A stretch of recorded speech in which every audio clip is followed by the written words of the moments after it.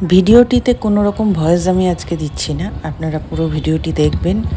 আর আমার এটা কোনো কন্টেন্ট নয়, এটি হলো মানুষকে দেখানোর, জানানোর, বোঝানোর।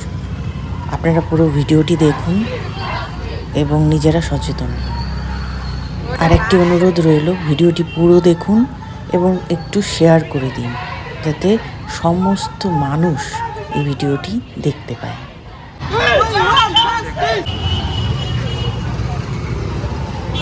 এটা চলছে না?